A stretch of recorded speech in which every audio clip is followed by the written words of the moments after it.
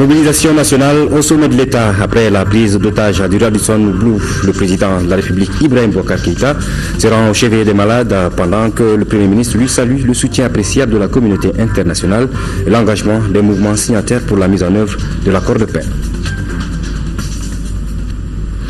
Mesdames, Messieurs, merci de rester sur nos programmes. Bonsoir et bienvenue au journal sur l'ORT à minuit édition dans laquelle nous recevons M. Fousseni Samaké, directeur général de l'ENA, l'École nationale d'administration, qui va nous parler de l'état d'urgence. Tout d'abord, partons avec ce conseil des ministres extraordinaire qui s'est tenu hier à Koulouba. Le président de la République, Ibrahim Boubacar Keïta, qui l'a présidé, a d'abord fait observer une minute de silence pour rendre hommage aux victimes de l'attaque. La réunion a fait le point de la journée et décrété l'état d'urgence à compter d'hier 20 novembre et 3 jours de deuil national à partir du lundi 23 novembre. C'était aussi l'occasion de rassurer le peuple et d'inviter tous à la vigilance. Retour sur l'intégralité du discours du chef de l'État.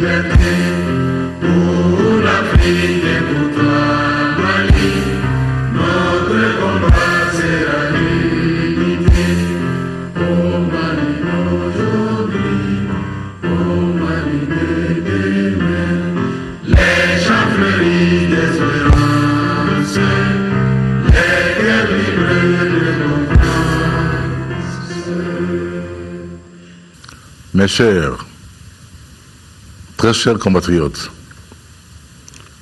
nous voici encore une fois dans une épreuve particulièrement douloureuse. Ce jour, à 7 h du matin, en commune 4 du district de Bamako, nos concitoyens ont été surpris par des crépitements d'armes automatiques en provenance de l'hôtel Radisson Blu, situé dans le secteur. Rapidement, très rapidement, nos vaillantes forces de sécurité se sont rendues sur les lieux. Il fut vite établi qu'il s'agissait d'une prise en otage de l'établissement hôtelier et de ses clients. Le Radisson Blu, en raison d'efforts particuliers, constatables et évidents en matière de sécurité, bénéficie de la confiance d'une clientèle cosmopolite, en particulier des hommes d'affaires attirés par le renouveau malien. Surtout après la fructueuse rencontre de l'OCDE à Paris pour la relance de l'économie malienne. Des hommes politiques divers ou des cadres de diverses qualifications invités dans notre pays ou s'y rendant en mission de prospection. Bref, tous, à un titre ou à un autre, amis du Mali. Cette communauté, c'est toute cette communauté d'hommes et de femmes de bonne volonté qui était ainsi attaquée. Et la vie des uns et des autres mise en risque particulièrement élevé. Tout au long de la journée, nos forces, police, gendarmerie, garde nationale, au prix de la vie de chacun de leurs éléments, avec courage, abnégation, discipline et professionnalisme remarquables, ont réussi à réduire patiemment et à neutraliser définitivement ces illuminés d'un autre temps qui étaient décidés farouchement déterminé à faire un massacre total et complet de tous ceux qui étaient porteurs de vie à l'hôtel et qui se trouvaient ainsi brutalement confrontés à l'incompréhensible et à l'indicible furie d'individus pour qui leur vie n'a aucun sens. Des forces de pays amis dont la France, les USA et l'aménagement se joignirent à la conclusion heureuse d'une tragédie qui eût pu connaître une ampleur toute autre.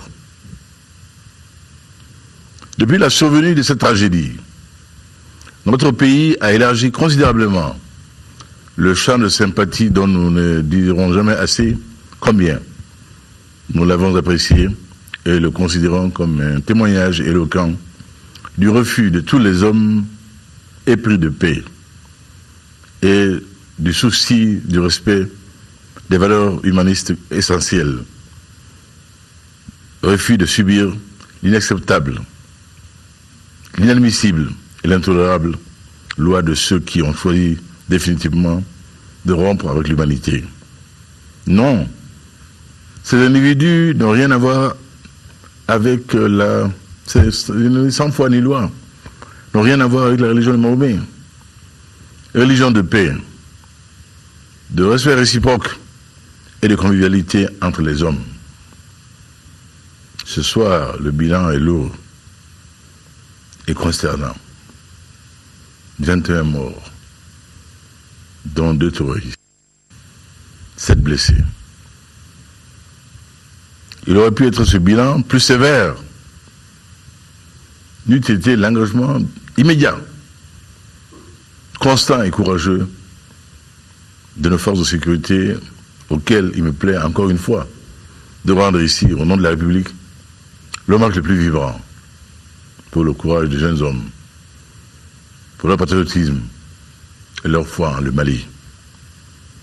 Chers compatriotes, ce qui vient de se passer après la première tragédie de la terrasse, dont, contrairement à certaines allégations, nous avions bel et bien tiré les enseignements, cette nouvelle agression nous oblige à prendre de nouvelles dispositions sécuritaires dont chacun comprendra aisément le bien fondé et le caractère absolument incontournable. C'est pourquoi, chers compatriotes, le Conseil des ministres, réuni sous ma présidence ce jour, dès mon retour de N'Djamena, où j'ai pu apprécier la chaleur de la solidarité de tous mes pères, vive chaleur, vive sympathie, mes pères du G5. Ce Conseil des ministres extraordinaire a donc pris les mesures que dessous. Décret de l'état d'urgence dès ce jour, vendredi 20 novembre, à partir de minuit. Mise en berne de tous les drapeaux sur l'ensemble du territoire national et dans nos ambassades et consulats. Deuil national de 3 jours à compter du lundi 23 novembre à 0h. Très chers compatriotes, tel est le message grave et solennel que je me devais de vous livrer en ce jour. Que chacune garde son calme, sa confiance en la République, qui saura défendre ses fils au dedans comme au dehors. Unis, nous vaincrons les forces du mal et de la terreur. La terreur ne triomphera pas dans le pays des fiers et courageux ancêtres que nous aimons tant chanter. Vive le Mali! Vive la République debout et digne! Le terrorisme ne passera pas.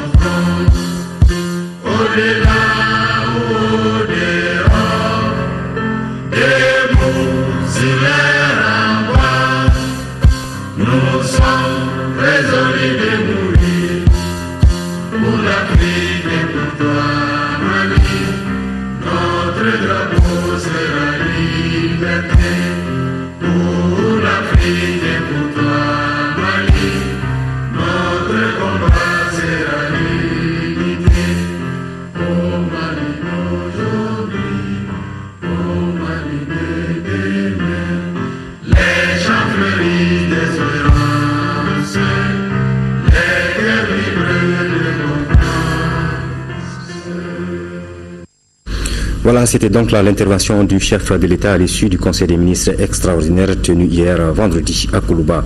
Je vous le disais en début de cette édition, nous recevons sur ce plateau M. Foussini Samaké, directeur général de l'ENA, l'École nationale d'administration. M. Samaké, bonsoir et merci d'accepter notre invitation. Bonsoir. Vous avez suivi l'intervention du chef de l'État à l'issue du Conseil des ministres extraordinaire tenu donc hier vendredi 20 novembre. Conseil des ministres extraordinaire qui a décrété l'état d'urgence qui recouvre cette mesure et de quoi s'agit-il exactement, M. Samaké? Merci beaucoup. Pour être le plus simple possible, pour que les gens comprennent, et décomposons la notion. L'état, c'est une situation. Il ne s'agit pas d'une institution, c'est-à-dire l'État, le Mali comme État. L'état d'urgence fait référence à une situation, donc État, et d'urgence, urgence. L'urgence, c'est la nécessité d'agir immédiatement. Donc l'état d'urgence fait référence à la nécessité d'agir pour faire face à une situation exceptionnelle. À ce stade, je peux me résumer de cette façon. Voilà, nous vous retrouverons au cours de cette édition pour nous parler d'autres détails par rapport à l'état d'urgence. Et pour le moment, nous partons avec le deuxième élément de cette édition, le président de la République, Ibrahim Boubacar Keïta, au chevet des blessés de l'attaque terroriste d'hier à l'hôtel Radisson Blu de Bamako. Le chef de l'État est allé s'enquérir leur état de santé et leur apporter le soutien moral du peuple malien. Ibrahim Boubacar Keïta était d'abord sur le lieu de l'attaque où il a pu constater les dégâts. Le secteur est pour l'instant toujours bouclé et sécurisé. Les investigations se poursuivent pour mener à bien les enquêtes en cours. Ibrahima Traoré. Lendemain de l'attaque terroriste de l'hôtel Radisson à Bamako, l'émotion se lit sur les visages. Accompagné du Premier ministre, le président de la République, qui a très vite pris les choses en main, est venu constater de visu les dégâts causés sur les lieux. Les images choquent. L'horreur dans toute l'acception du terme. Le chef de l'État avait du mal à supporter les traces de sang versées ça et là. Il marchait quasiment sur les étuis de balles à terre entre les vitres cassées de l'hôtel. Bref, les dégâts sont énormes, mais en chef de guerre, le président de la République rassure. Qu'ils peuvent continuer à venir au Mali, autant qu'ils peuvent continuer à aller à Paris, autant qu'ils peuvent continuer à aller à Genève, autant qu'ils peuvent continuer à aller à New York. Et je pense que d'être qui nous sommes ne nous réduit pas à un mépris quelconque. Je crois que les temps ont changé, le monde a changé. Et ce qui a été fait hier, fabuleusement, par nos forces de sécurité, vaut qu'on le respecte. Nous sommes dans un monde qui a basculé, qui est maintenant un monde de l'imprévisibilité, un monde de l'inadmissible, de l'intolérable, qui est devenu tolérable quelque part, mais que nous ne tolérons pas. Pourquoi nous avons décrété hier l'état d'urgence avec toutes les conséquences? Et je voudrais que chacun comprenne que nous ne sommes plus dans une douce quiétude quelque part, sans être dans un état d'excitation, de psychose, de peur. Et il est bon, il est séant, il est convenable que chacun de nous désormais comprenne que les temps ont changé, que le temps de l'insouciance est derrière nous aujourd'hui, que chacun, en ce qui le concerne ou qui se trouve sur le territoire national, doit comprendre qu'il est quelque part responsable de notre sécurité collective et individuelle. Et que la part de vigilance qu'il mettra à aider les forces de sécurité sera une chance de plus pour notre sauvegarde. C'est ce que j'aimerais que les Maliens comprennent et qu'ils intègrent et qu'ils en fassent désormais une donnée pérenne. Hélas. On m'a entendu hier soir, j'ai dit que le terrorisme ne passera pas. Il ne passera pas. Parce que son objectif c'est quoi? On le sait quand même depuis la terreur révolutionnaire du XVIIIe siècle. C'est effrayer, c'est faire peur. Mais non, pas peur. Nous ne sommes pas effrayés. Nous ne sommes pas de l'engeance des gens qui ont peur, auxquels on peut inclure la peur. Et c'est celui qui est visé, ils auront perdu leur temps. Mais dès que l'hôtel sera en état, monsieur le directeur, vous me recevrez à dîner ici. Inch'Allah. Inch'Allah, monsieur. La barbarie a tué une vingtaine de personnes et blessé 7 autres. Des blessés qui ont reçu également la visite du président Ibrahim Boubacar Keïta à l'hôpital Gabriel Touré. Un tour dans le service des urgences a permis au chef de l'État d'échanger avec les patients, d'apprécier leur morale et surtout de leur apporter la compassion de l'ensemble du peuple malien. Aucune vie n'est en danger, un réconfort pour le président Keïta.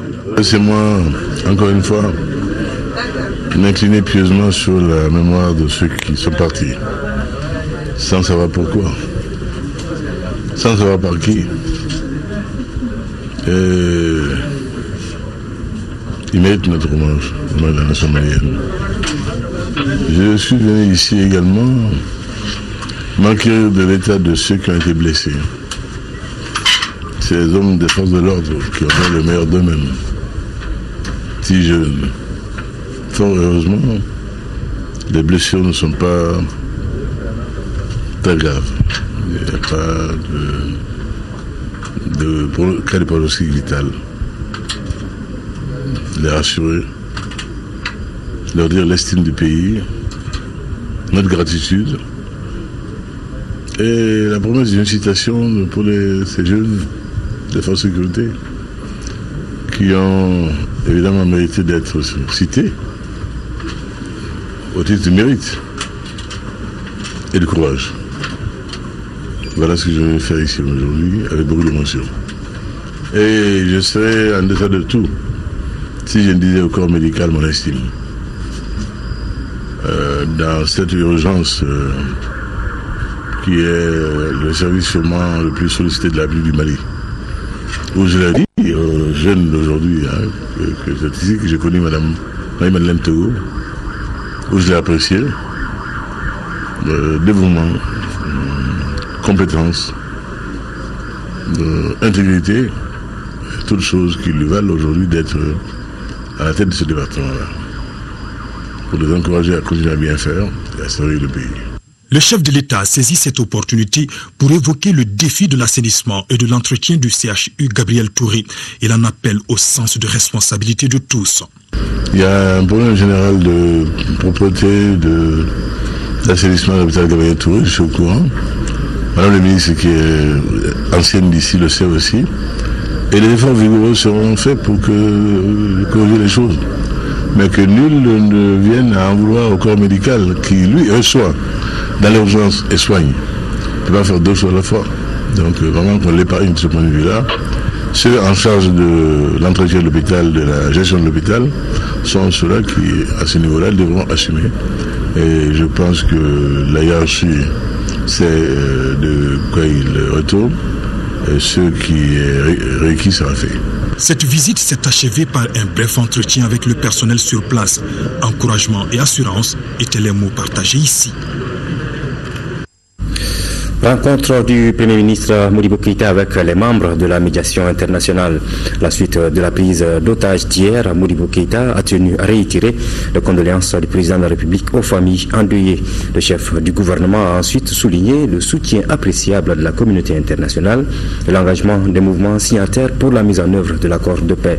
À la rencontre matinale, les représentants de la CMA et de la plateforme se sont exprimés d'une même voix. Le compte-rendu de Moïse Traoré. Le comité de suivi de la mise en œuvre de l'accord de paix et de réconciliation a un rôle historique. Au lendemain de la prise d'otage du 20 novembre 2015, le patron de l'administration malienne rencontre les partenaires du Mali pour la paix. Le Premier ministre Modibo Keïta a d'abord fait observer une minute de silence à la mémoire des victimes de la barbarie. S'il y a un élément réconfortant, c'est la vague de sympathie qui s'est exprimée à travers le monde au sein du Conseil de sécurité des pays amis.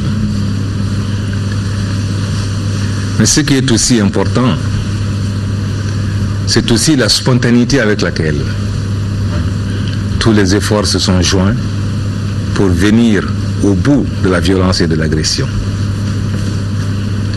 Mais nous avons également eu des moments d'émotion intense quand hier nous avons entendu le communiqué conjoint publié par la CEMA et par la plateforme pour affirmer leur volonté commune d'aller à la paix. Ceci est réconfortant. Nous avons toujours dit que depuis la signature de l'accord pour la paix et la réconciliation au mois de mai, au mois de juin, nous avons expliqué à tous nos partenaires que nous avons connu des difficultés, mais que ce n'était pas du fait des mouvements signataires de cet accord. Je tiens à le redire ici. Ce n'était pas du tout de leur fait. Nous avons eu des adversaires d'une autre nature, mais il faut reconnaître cela. Au moins, c'est un engagement à respecter la parole donnée. Messieurs de la CEMA, messieurs de la plateforme, je tiens à vous en féliciter. À vous, cher ambassadeur. Je sais dans quel état d'esprit vous avez été placé durant ces moments de profonde douleur. On aurait pu en un moment penser que ce qui était en cause, c'était de vouloir remettre en cause tous les efforts visant à restaurer la paix à travers les dignes représentants que vous êtes. Mais en raison de la limpidité de votre mission et de vos intentions, Dieu a fait que nous avons pu sauver, non pas l'essentiel, mais au moins sauver une partie de ce à quoi on tenait comme à la prunelle de nos yeux. Cela n'enlève en rien la haute sympathie que nous avons pour ceux qu'on n'a pas pu récupérer. Le chef du gouvernement a réitéré les condoléances du président de la République aux familles des victimes et souhaité prompt rétablissement aux blessés. Le président de la République m'a chargé de vous réitérer son soutien ferme, sans ambiguïté, pour la mission combien noble, mais peut-être ingrate, dont vous êtes investi. Le peuple du Mali ne peut faire autrement que de vous soutenir, de vous exprimer sa compréhension, de vous exprimer son désir ardent de contribuer avec vous à réussir une tâche historique. Nous n'avons pas le droit aujourd'hui de céder aux tentatives de découragement. Nous n'avons pas ce droit-là. Pensons à toutes les âmes que des deux côtés nous avons perdues à un moment donné de notre parcours. Bien, je disais que s'il y avait des possibilités de percer l'outre-tombe, combien d'âmes aujourd'hui auraient dit merci à tous ceux qui aujourd'hui sont attelés à la construction de la paix. Alors, vous travaillez non seulement pour le présent, pour le futur et le futur des générations du Mali, des générations de l'Afrique, des générations du monde entier. Des générations éprises de paix, de liberté et de bonheur, de bien-être et de mieux-être. Outre l'ambassadeur d'Algérie, chef de file de la médiation, et le représentant spécial du secrétaire général des Nations Unies au Mali, plusieurs membres du gouvernement sont à la rencontre. Le Premier ministre a fait un tour d'horizon de la situation, notamment en réaffirmant au nom du président de la République la confiance totale du chef de l'État, du gouvernement et du peuple malien à la médiation internationale, en remerciant au nom du président de la République et de notre peuple l'ensemble des pays engagés dans la mise en œuvre de l'accord et aussi en exprimant la reconnaissance de notre peuple quant au grand élan de sympathie qui a été manifesté de par le monde, notamment par les pays membres du Conseil de sécurité, les pays membres de la médiation et tous les autres pays épris de paix et de liberté. Le Premier ministre a tenu à insister sur le fait que l'attentat d'hier ne doit en aucun cas ébranler la détermination du gouvernement du Mali et de la médiation à poursuivre l'œuvre de mise en œuvre de l'accord pour la paix et la réconciliation nationale. Comme vient de le dire le président de la commission de médiation, l'ambassadeur d'Algérie, le constat a été fait par le Premier ministre et par l'ensemble des participants qu'un pas qualitatif vient d'être franchi dans la mise en œuvre de l'accord. Ce pas qualitatif, c'est quoi? Vous aurez remarqué hier soir que la plateforme et la coordination ont parlé d'une seule voix en s'adressant au peuple malien face à l'épreuve qu'il vit. Et aujourd'hui, pendant la rencontre, les deux partis ont eu un seul porte-parole.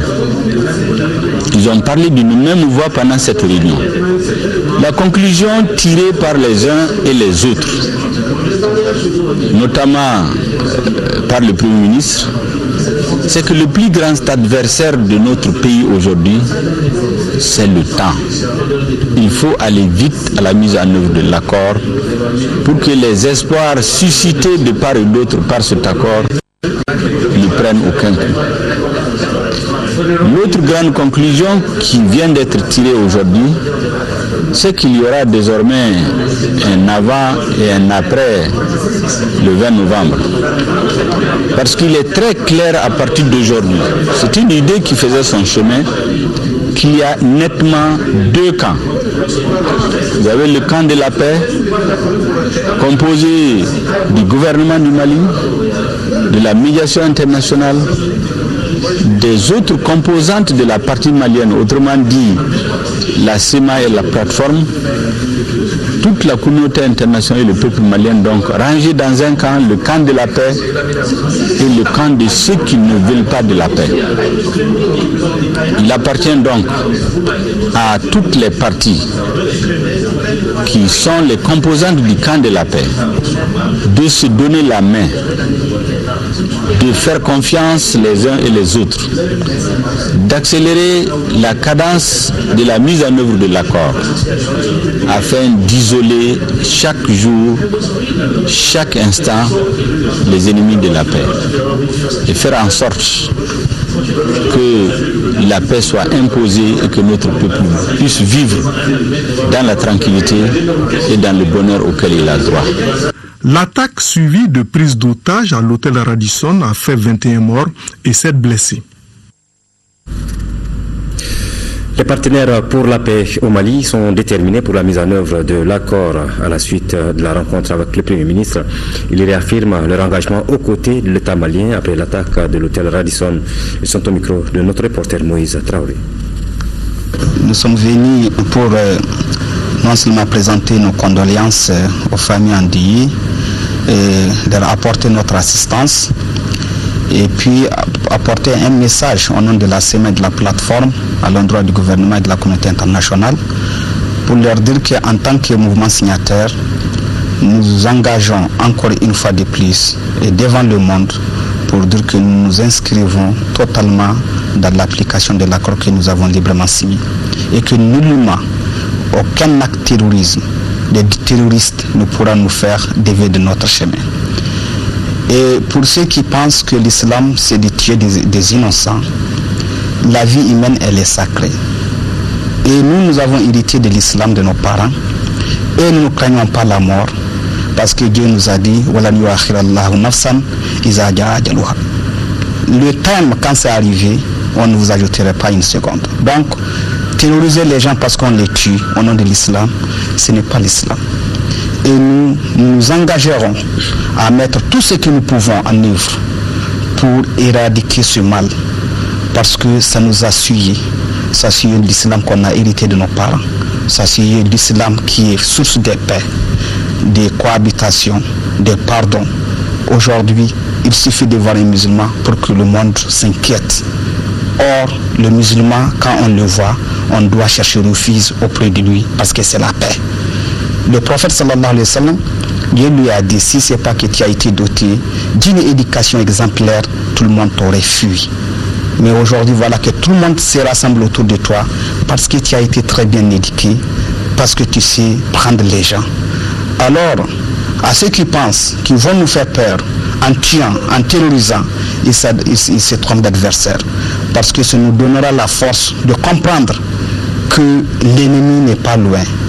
Et ce que nous tentons de faire comprendre à la communauté internationale, à travers tous ceux qui ont eu des familles endeuillées, nous leur disons que donnons-nous la main pour qu'ensemble nous faisons de ce monde, plus particulièrement notre pays et ensuite de ce monde, un havre de paix, un lieu où le vivre ensemble sera vraiment acceptable entre nous, parce que c'est ça la vie. Et le problème, chaque fois qu'il y a des problèmes, il y a des solutions. Il n'y a que des solutions. Si nous acceptons déjà qu'il y a un problème, c'est que la solution n'est pas loin. Donnez-nous la main et on aura la solution, Inch'Allah. Moi, j'estime que les attentats lâches, odieux, barbares d'hier ne font que renforcer notre solidarité. La solidarité de la communauté internationale, la solidarité des Nations Unies avec le gouvernement malien, avec le peuple malien, avec tous les partenaires maliens qui sont dans le camp de la paix. Aujourd'hui, on a deux camps. On a le camp de la paix et on a le camp des forces du mal. Et l'attentat d'hier rentre dans le cadre de ces forces du mal qui essaient de dérailler le processus de paix, qui essaient de mettre en péril tous les efforts qui sont déployés jusqu'ici pour accompagner le gouvernement à mettre en œuvre l'accord de paix et de réconciliation. Nous sommes déterminés, nous sommes engagés au nom des Nations Unies pour continuer notre soutien total, inconditionnel au gouvernement malien et aux autres parties maliennes qui s'inscrivent dans la logique de paix pour mettre en œuvre cet accord, pour établir une paix durable, crédible, irréversible, pour accompagner toute œuvre en faveur de la cohésion sociale et la réconciliation nationale.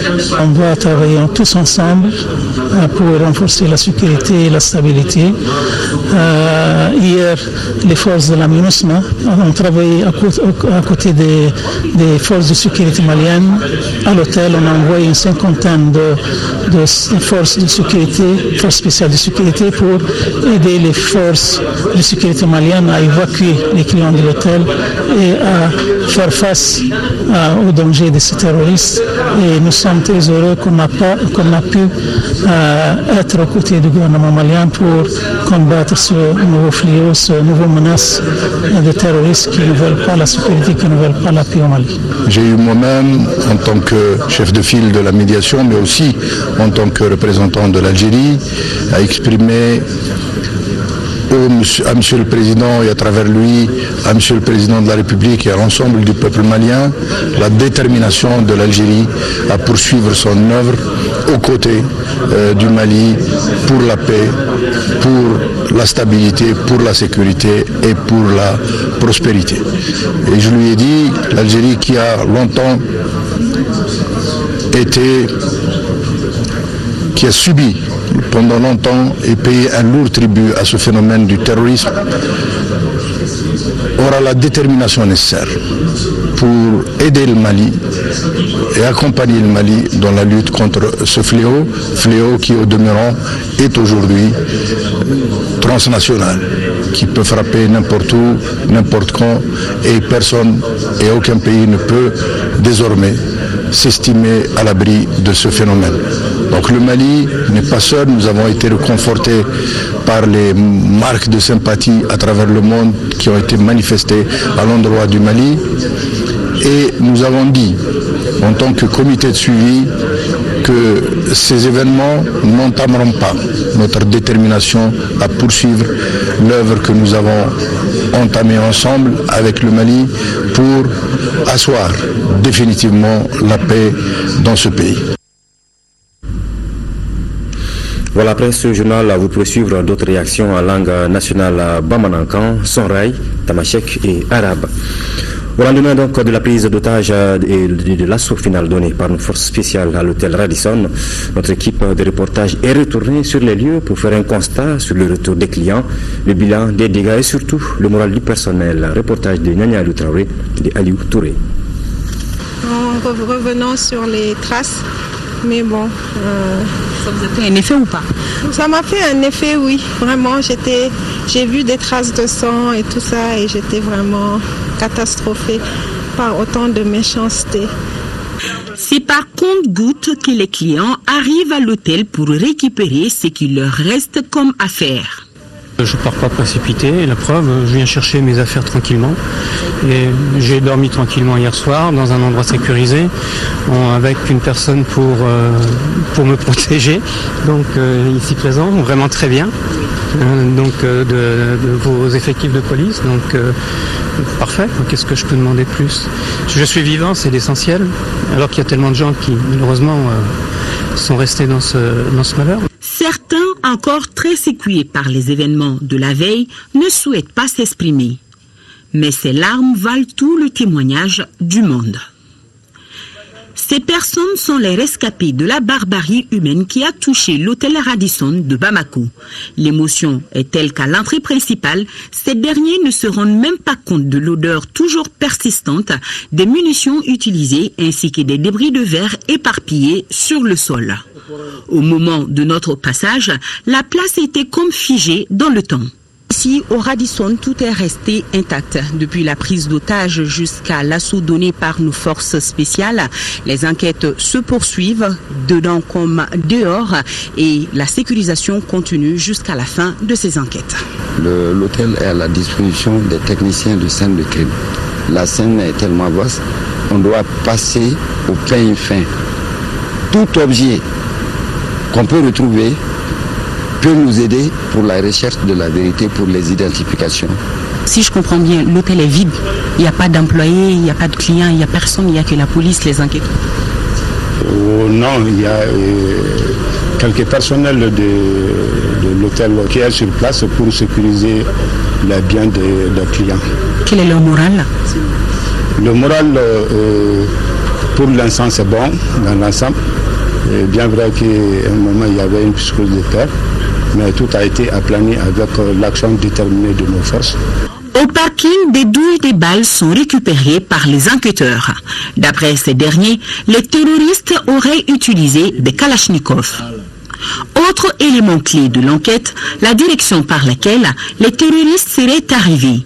Ce représentant de la loi nous explique qu'à la vue de l'emplacement des douilles de balles, il serait venu par l'entrée nord de l'hôtel.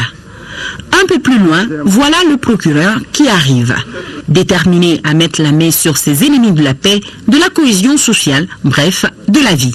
Cette fois-ci, nous sommes à même de vous dire que les investigations seront sérieusement menées et nous pensons qu'à terme, nous pourrons débusquer les auteurs de ces actes barbares que vous avez constatés depuis hier. Autre arrivée remarquée, celle de cet employé modèle de l'hôtel, qui n'a pas hésité à risquer sa vie pour sauver les clients. Il y a un nommé Tamba. Nerema nyana sanana pour que kanyana vraiment yande me kosove Radisson Barakaladu Tamba Jara vraiment c'est quelqu'un à féliciter parce que yo otaji tumbe ntumamina allez faire que faut cadeau hôtel konnana. Ton moral ce matin? Ça va le moral, j'arrive. Je vois mes chefs là, ils m'appellent. Ça vous fait pas quelque chose de revenir sur les lieux? Non, franchement, je demande à tous les Maliens d'être sereins et c'est la vie continue quoi. Tant que l'hôtel sera ouvert, nous allons travailler ici. Nous avons deux kilomètres, nous allons renforcer notre sécurité, c'est tout ce qu'on va dire. C'est tout ce qu'on fait, renforcer la sécurité. Quoi qu'il en soit, on va renforcer la sécurité. Dites-leur qu'ils ne nous effraient plus. C'est ce que je demande. C'est le message. Ils ne nous effraient plus encore. À la fin de l'interview, notre équipe a voulu franchir l'entrée principale avec lui. Malheureusement, la presse n'était pas encore admise compte tenu du déroulement de l'enquête.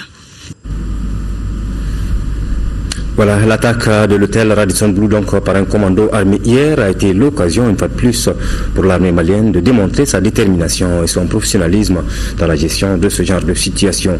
Beaucoup d'otages ont eu la vie sauve grâce à l'intervention de nos forces spéciales qui étaient au devant de la scène. Une performance saluée aujourd'hui par l'ensemble des Maliens. Le point avec Sidiki Dambélé.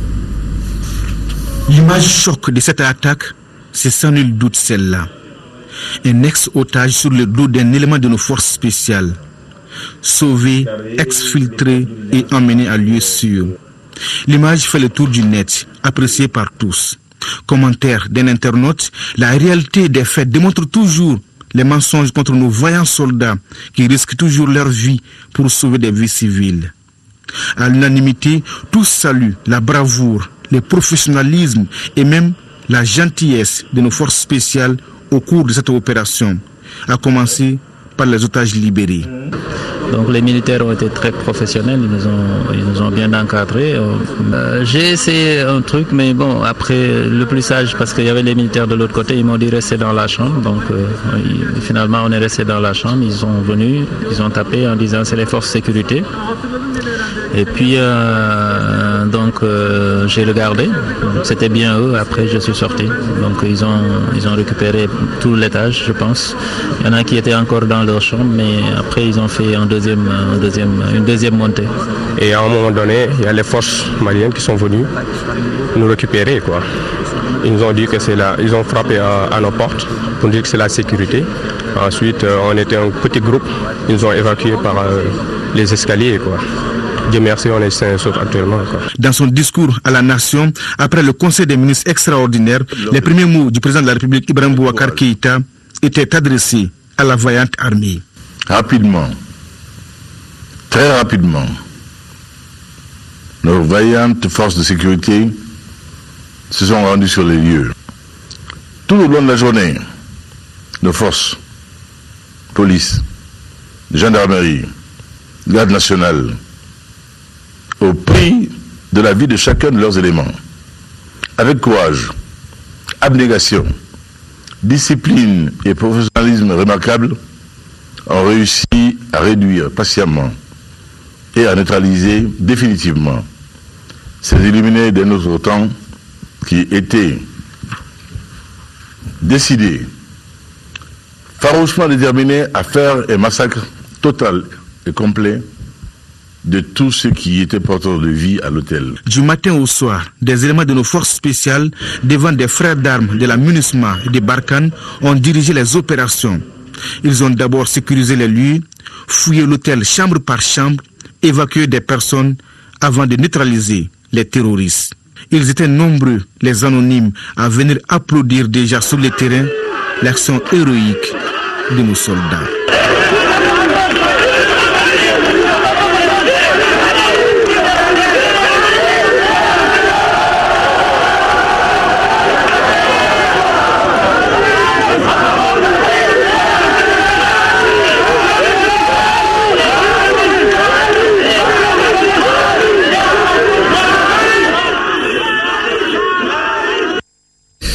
L'assaut donné par nos forces de défense et de sécurité a pris plus de 7 heures. Une riposte menée avec professionnalisme.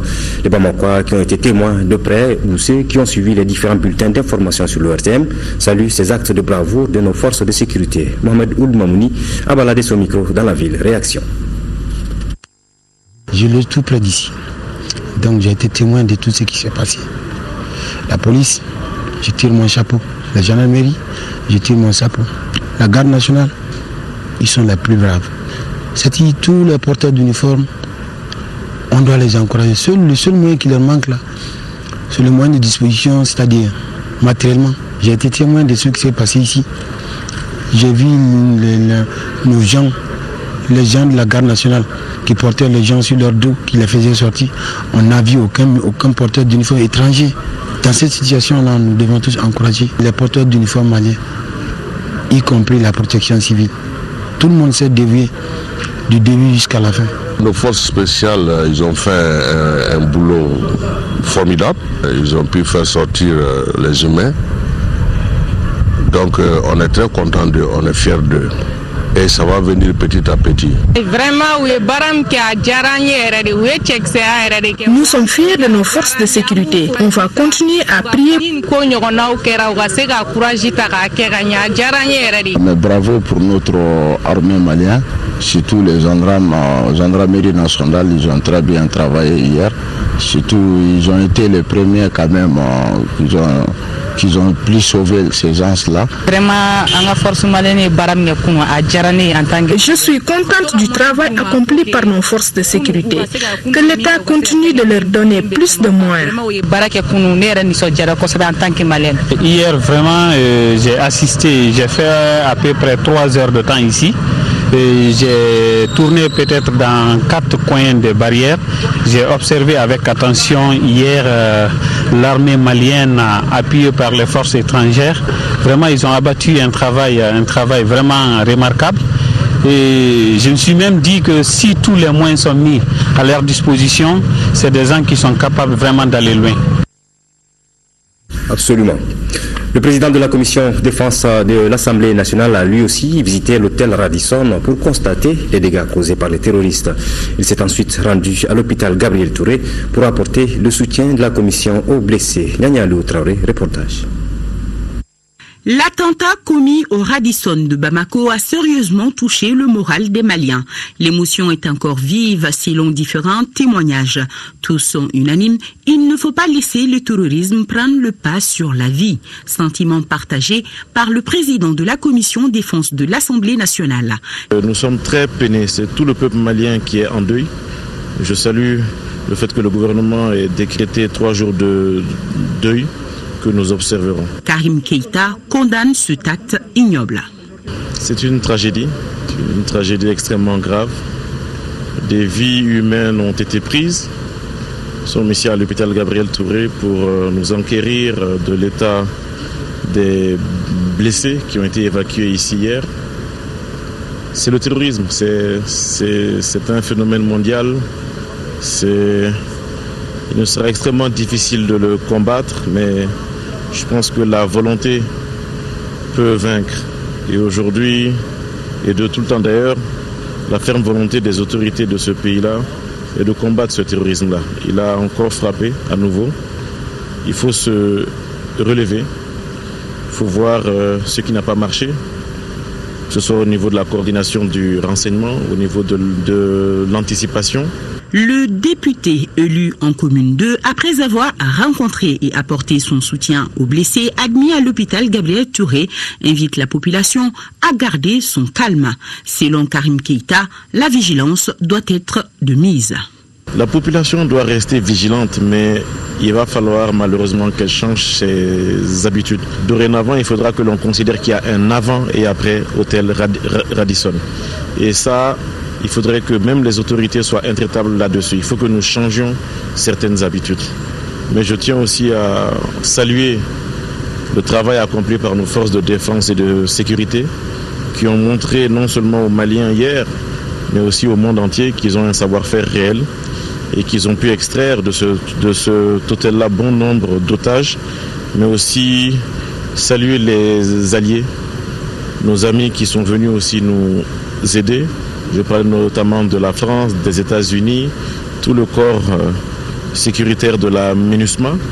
Tout juste après cette visite, le député s'est dirigé vers l'hémicycle où il devait rendre compte aux membres de sa commission afin de prendre des mesures nécessaires d'aide aux autorités pour la prévention et la sécurisation des Maliens. Voilà, nous revenons à présent à notre invité, M. Fousseni Samaké, directeur général de l'ENA, l'École nationale d'administration. M. Samaké a réagi et nous a défini l'état d'urgence après l'intervention du chef de l'État. À présent, M. Samaké, dites-nous dans quelles conditions décréter l'état d'urgence. L'état d'urgence est un régime juridique qui est prévu dans notre Constitution et qui est régi par une loi de 1987 avec un décret d'application de la même année. Et l'état d'urgence, selon cette loi, est déclaré sur une partie ou sur toute l'étendue du territoire de la République, soit en cas de péril imminent résultant d'atteinte grave à l'ordre public, soit en cas de menace subversive compromettant la sécurité intérieure, soit en cas d'événements présentant par leur nature et leur gravité un caractère de calamité publique.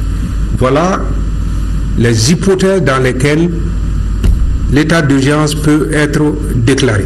Voilà.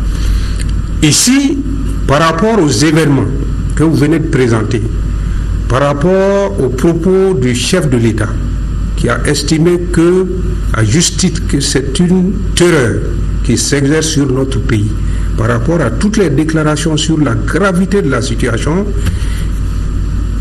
on est dans l'hypothèse ici où un péril imminent résultant d'atteintes graves à l'ordre public est incontestablement constitué.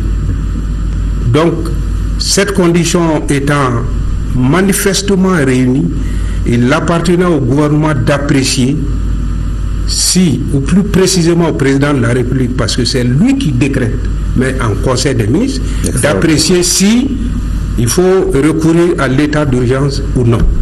Le choix a été, compte tenu de la gravité de la situation, de recourir à l'état d'urgence. Ce n'est pas la première fois, il faut le dire. Ce sont des situations qui se sont présentées dans notre pays et qui ont présenté ce caractère de gravité.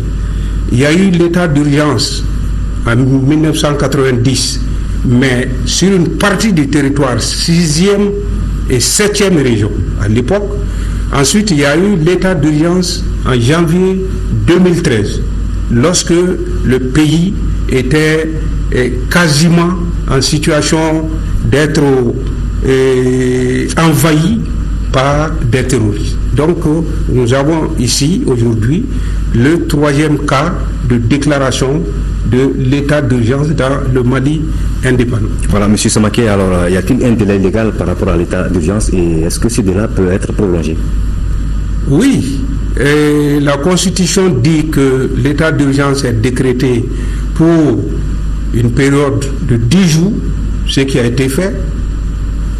Maintenant, au-delà de 10 jours, pour pouvoir proroger, il faut recourir à la représentation nationale, c'est-à-dire à l'Assemblée nationale, qui seule peut proroger l'état d'urgence au-delà de 10 jours. Voilà, donc, M. Samaké, alors, pendant l'état d'urgence, nombreux sont les téléspectateurs qui vont se poser certainement cette question. Alors, qu'est-ce qui est permis, qu'est-ce qui ne l'est pas? Qu'est-ce qui est autorisé, qu'est-ce qui ne l'est pas pendant l'état d'urgence? Alors, il faut dire que, pour répondre à cette question, il faut que les gens se mettent à l'esprit que dans une vie en société, il y a des règles. C'est le respect de ces règles qui permet la vie en société. Ces règles sont ce qu'on appelle en général les mesures de police. Il s'agit de réglementer l'exercice des libertés publiques. Liberté publique, aller et venir, prendre sa voiture, circuler, son domicile qui ne peut pas être violé, liberté de grève, liberté d'association, liberté de réunion. Il s'agit là des libertés publiques. Mais ces libertés s'exercent dans le cadre des règles qui sont définies par la loi ou par des décrets ou des arrêtés. Alors, l'état d'urgence permet d'élargir les pouvoirs de restriction de ces libertés dans des situations particulières. C'est pourquoi on dit que l'état d'urgence c'est l'extension des pouvoirs de police. Il ne faut pas entendre ici police par le fait qu'on voit des agents. La police ici, il s'agit des mesures qui permettent de vivre ensemble dans une société. C'est ça l'ensemble des mesures. J'ai le droit d'aller à tel endroit, à telle condition. Si vous avez votre véhicule, vous circulez sans les règles. C'est ça les mesures de police. Alors, l'état d'urgence a pour effet d'étendre ces mesures de police. Mais... donner beaucoup plus de possibilités aux forces. Non, pas aux forces. C'est ce qu'on appelle les autorités publiques. Exactement. Les autorités publiques ici, selon le décret d'application de la loi, les autorités publiques ici sont le ministre de l'Intérieur, certains ministres par rapport à leur domaine, comme le ministre chargé du transport pour les aéroports et autres, et qui peuvent déléguer ses pouvoirs au gouverneur et au préfet. selon le décret d'application de 1987, qui n'est pas tout à fait en accord peut-être avec l'évolution de notre schéma institutionnel, notamment par rapport à la décentralisation. Donc il s'agit d'étendre les pouvoirs qui peuvent être exercés en matière de réglementation des libertés publiques. Liberté d'aller et de venir, etc. Liberté de réunion, liberté de manifestation, inviolabilité du domicile. Tout ça, puisqu'on dit la société est menacée, on dit les citoyens doivent accepter de supporter certaines contraintes. Je pense que le président de la République l'a dit. Il y a une limitation à tout cela. Absolument. Donc c'est d'accroître les pouvoirs pour limiter davantage les libertés détenues par les citoyens. Monsieur c'est ça Samaké, l'état d'urgence. Absolument. Merci, Monsieur Samaké. Je rappelle que vous êtes directeur général de l'ENA, l'École nationale d'administration, et que vous étiez avec nous sur ce plateau pour nous parler des détails de l'état d'urgence. Merci une fois de plus d'être venu sur ce plateau. Les États-Unis donc ont réaffirmé leur soutien au Mali dans la lutte contre le terrorisme. Les Américains ont perdu hier une de leurs compatriotes, Madame Anita Ashok-Tatar, lors de la prise d'otage à l'hôtel Radisson. Elle était volontaire du corps de la paix. L'ambassadeur des États-Unis au Mali, Paul Formsby, a condamné cette attaque terroriste. Il a également donné des précisions sur la présence d'un véhicule de l'ambassade sur le lieu de l'attaque. Il est au micro de Moussa Fane. Le gouvernement des États-Unis condamne ces actes de terrorisme forcément. Et aussi, je voudrais exprimer mes condoléances au peuple de Mali, parce que vraiment, j'ai l'impression que la moitié des personnes qui ont été tuées sont des citoyens de Mali, et c'est une grande tragédie. Mais les États-Unis sont ici, au Mali, pour aider et soutenir la population et le gouvernement du Mali. Nous sommes ici pour aider dans plusieurs choses. Premièrement, nous sommes ici avec nos partenaires les Nations Unies, et aussi nous aidons la France, et nous aidons directement le gouvernement de Mali, la police. Nous avons des programmes pour faire du training et plusieurs des autres projets. Je sais que les gens avouent qu'un véhicule était allé à la route Radisson. Cet véhicule était un chauffeur il était là pour emmener quelqu'un et emmener de l'hôtel. Et ils ont fui de la voiture à cause de les terroristes, et ils ont laissé la voiture là, simplement ça. Il y a plusieurs personnes qui étaient tuées. Aussi un travailleur qui vient des États-Unis. Elle s'appelle Anita Dutter. Elle était ici pour aider le peuple de Mali. Elle était mère. C'est vraiment une grande tragédie. Elle était en volonté de la Cour de la paix du Sénégal aussi. Et malheureusement, les terroristes ont tué cette pauvre femme. C'est vraiment dommage. Mais encore, je voudrais dire Alaka Hima Oula au peuple de Mali, condoléances vraiment pour tout ce qui a passé. Le comité interministériel de crise a tenu une réunion ce matin dans les locaux du ministère de la Sécurité et de la Protection civile. À l'ordre du jour, la prise d'otages survenue hier à l'hôtel Radisson. Le ministre de la Sécurité et de la Protection civile a également animé un point de presse pour expliquer aux journalistes nationaux et internationaux l'état d'évolution des enquêtes. Reportage de Rachel Tessouké. Le déroulement des enquêtes sur la prise d'otages survenue à l'hôtel Radisson Blu et le renforcement de la sécurité étaient au cœur des discussions de cette rencontre du comité interministériel de crise. Un comité co-présidé par le ministre de la Défense et des anciens combattants et celui de la sécurité et de la protection civile.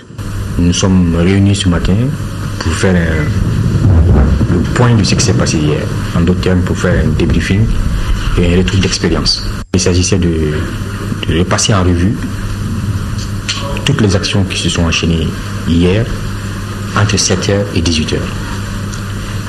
De voir ce qu'on aurait pu faire autrement et ce qu'il y a lieu de faire à partir de maintenant. Je pense que ça c'est très important Parce que, vous voyez, ces phénomènes terroristes, c'est difficile de prévoir à 100% où est-ce que des attentats peuvent survenir, quand est-ce que ça va survenir. Donc il faut être prêt en permanence. Le ministre de la Sécurité et de la Protection civile a également animé un point de presse au cours duquel il a donné le nombre de victimes. Vous savez qu'hier a été une journée éprouvante pour toute la population malienne, mais également la communauté internationale, puisque l'hôtel Radisson nous signalait hier encore 128, avant-hier soir, 128 clients. Du début des opérations jusqu'à la fin, les forces de sécurité maliennes ont pu exfiltrer 133 personnes pour les ramener au niveau du palais des sports. Et ces clients-là ont été pris en charge par la protection civile et les services du ministère en charge de l'action humanitaire. Certains pourraient poser la question, la différence entre les deux chiffres.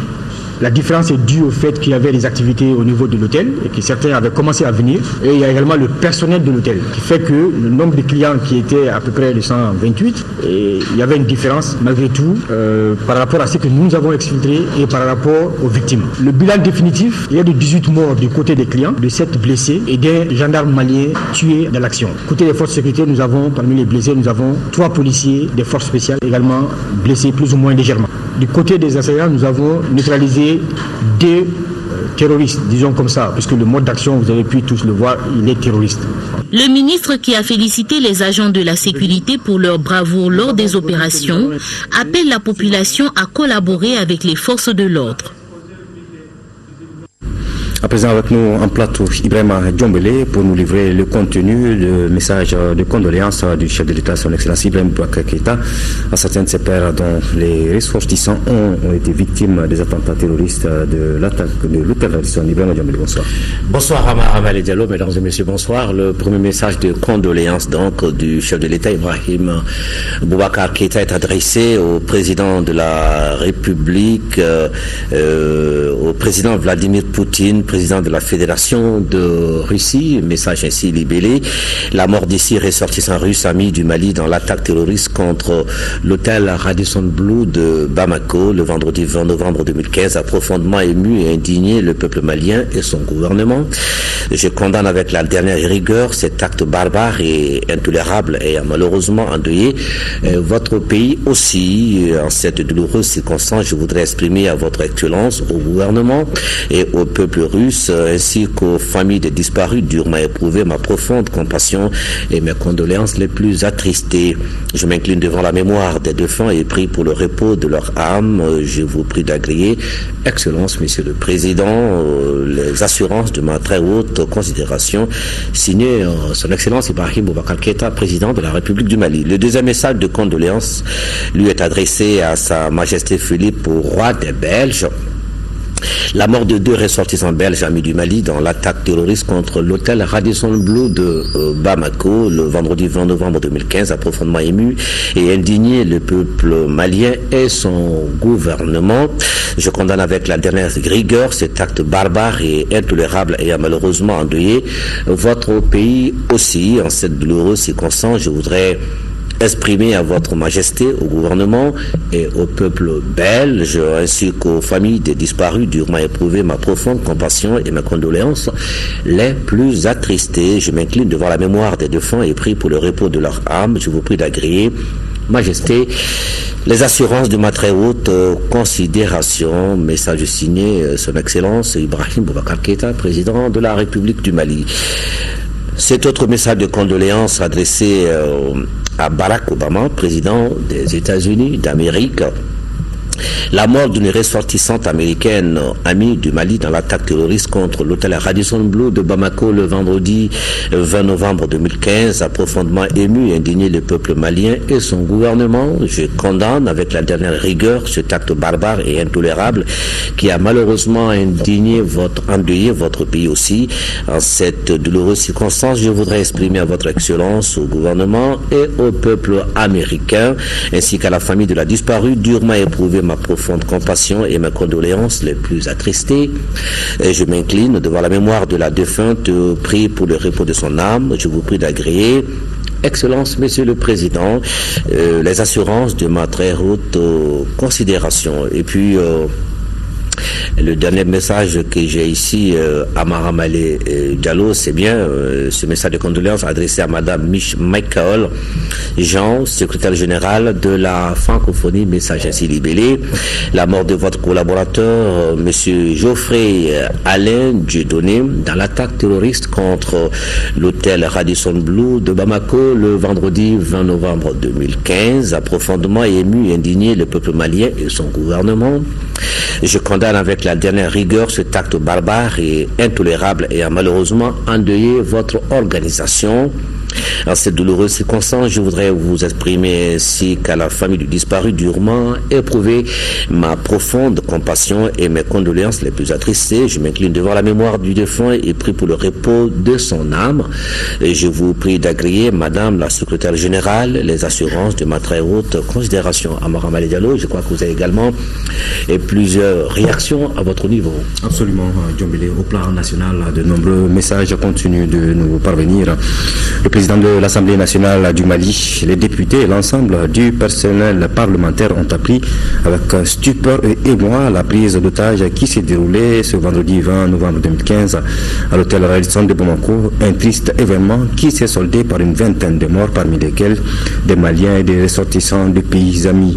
L'Assemblée nationale du Mali condamne avec la dernière rigueur cet acte terroriste perpétré par des individus égarés en rupture totale avec toutes les valeurs humaines. Elle salue la mémoire de l'ensemble des victimes, présente ses condoléances à leurs familles et souhaite prompt rétablissement aux blessés. Au nombre des victimes figure M. Geoffrey Dieudonné, haut fonctionnaire au Parlement de la Fédération Wallonie-Bruxelles en Belgique, membre de la délégation d'experts de l'Assemblée parlementaire de la francophonie présent à Bamako dans le cadre d'un séminaire de renforcement des capacités des fonctionnaires parlementaires maliens organisé par l'APF en partenariat avec l'Université Senghor d'Alexandrie. L'Assemblée nationale du Mali salue le professionnalisme, l'humanisme et les qualités personnelles de l'illustre disparu, de même que sa détermination, son engagement et son attachement à notre pays et à la francophonie. Il présente ses sincères condoléances à son épouse et à ses deux enfants, douloureusement éprouvés, de même qu'au Parlement de la Fédération Wallonie-Bruxelles, à l'Assemblée parlementaire de la francophonie, aux autorités et au peuple du Royaume de Belgique, le président de l'Assemblée nationale, les députés et l'ensemble du personnel parlementaire saluent le courage et le professionnalisme de nos forces de défense et de sécurité et des forces des pays amis qui nous ont prêté main forte tout en renouvelant leur soutien ferme et résolu au président de la République et au gouvernement dans cette dure épreuve. L'Assemblée nationale du Mali lance un appel aux pays amis et à l'ensemble de la communauté internationale afin qu'ils soutiennent notre pays dans son statut, dans son combat contre le terrorisme international et pour la paix, la réconciliation et le développement.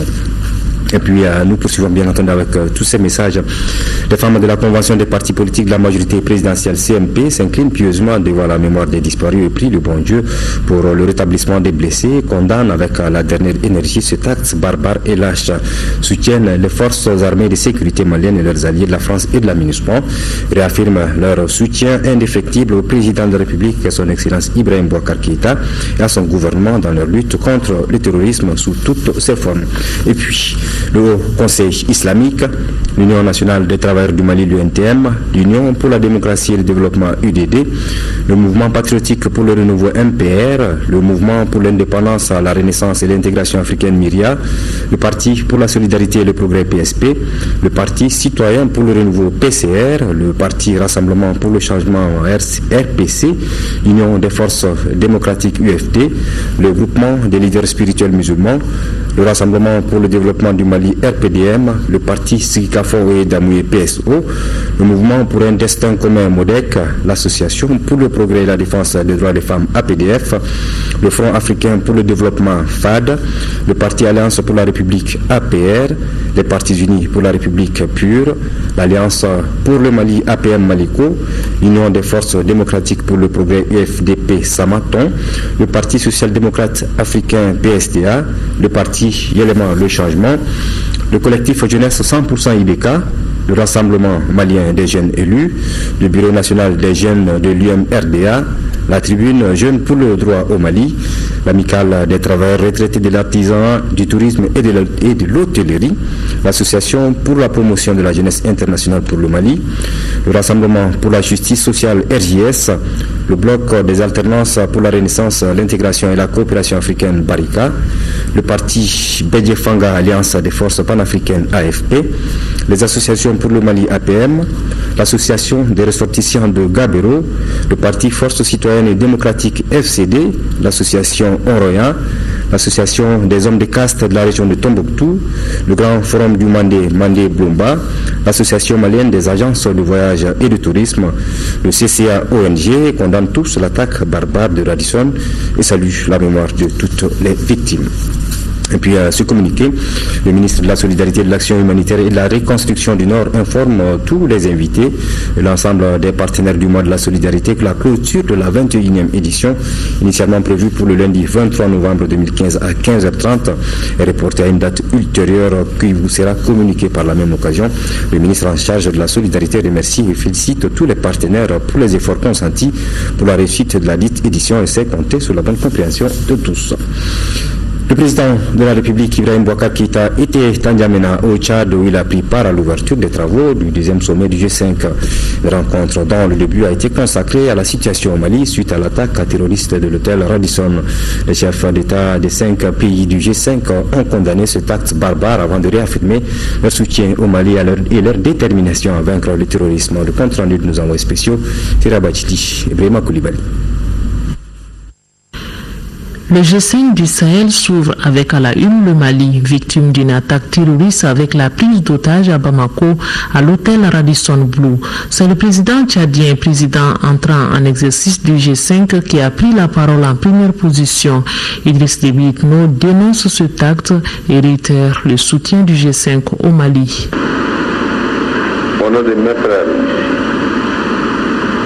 je tiens à condamner de la manière la plus ferme possible cet acte barbare.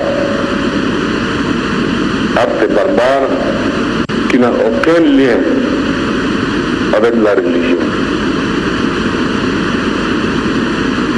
En même temps, tout notre soutien, sans faille et sous toutes ses formes, à notre frère, le président Ibuka, au peuple malien tout entier.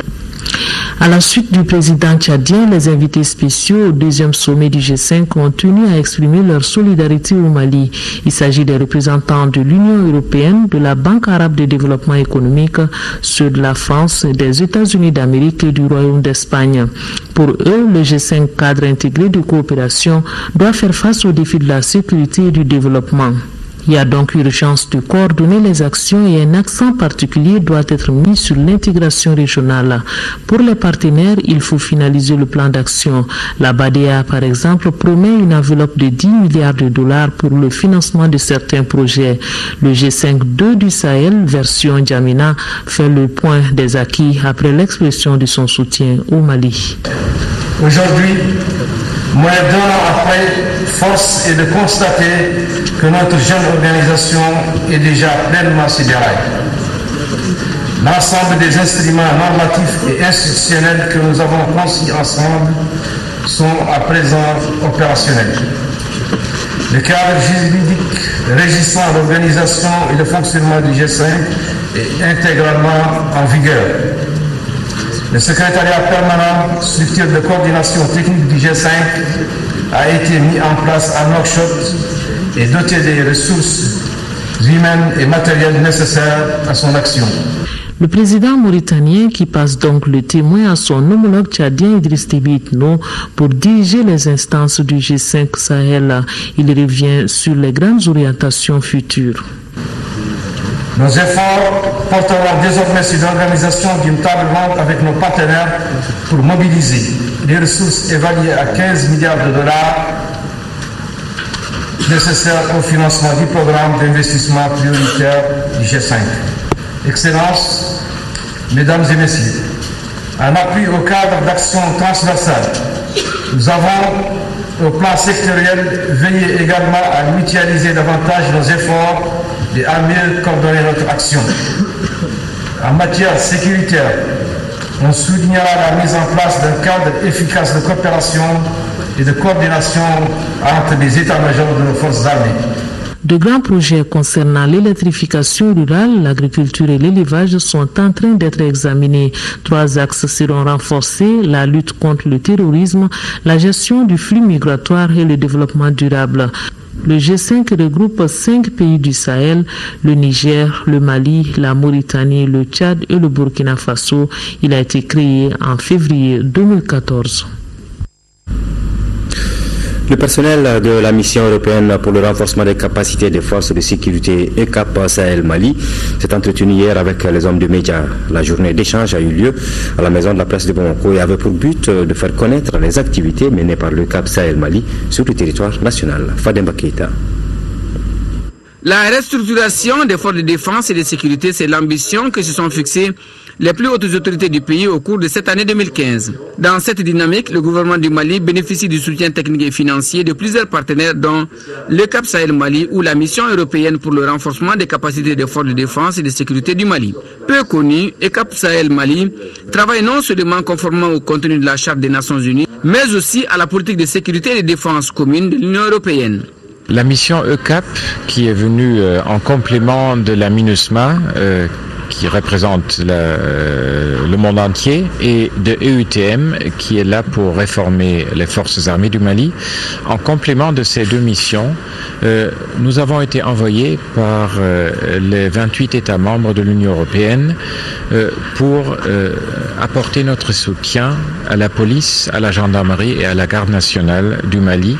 Le premier objectif que se sont fixés les autorités maliennes est la formation de 600 cadres officiers et sous-officiers du pays. Les formations généralistes que nous adressions aux cadres des 3 forces de sécurité, la gendarmerie, la garde et la police nationale, cadres de proximité, cadres de niveau intermédiaire et cadres responsables de haut niveau.